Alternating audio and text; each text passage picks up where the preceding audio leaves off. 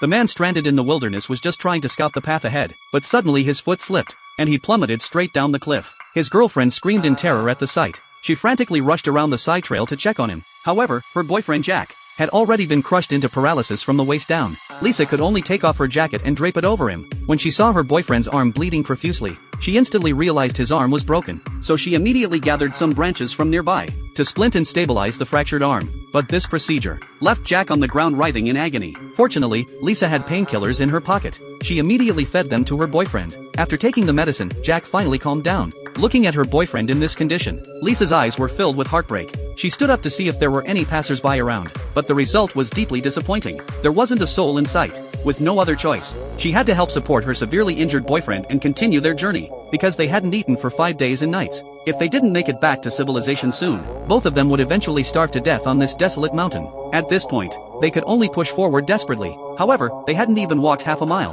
when her boyfriend started coughing up blood uncontrollably. The two had no choice but to stop. Lisa lifted her boyfriend's shirt to take a look, and saw his stomach was covered in bruises. Clearly he had suffered serious internal injuries. Jack realized his time was running out. Not wanting to burden his girlfriend, he hoped Lisa would leave him behind and escape on her own. Although Lisa couldn't bear to leave her boyfriend, she also knew clearly that if they kept dragging this out, both of them would eventually starve to death in this wilderness. With no other option, Lisa had to abandon her boyfriend. Before leaving, she told him that once she found rescue, she would come back to save him immediately. Soon, Lisa stumbled into a forest by chance, but as she walked, she heard strange sounds coming from around her. When she followed the sound to look, the scene before her left her completely stunned. There was actually a hungry wolf not far away, and facing Lisa as prey. The hungry wolf immediately started drooling. Seeing this, Lisa turned and ran. But how could she outrun a wolf? Just as the wolf was about to catch up and bite her, in desperation, Lisa climbed up a tree.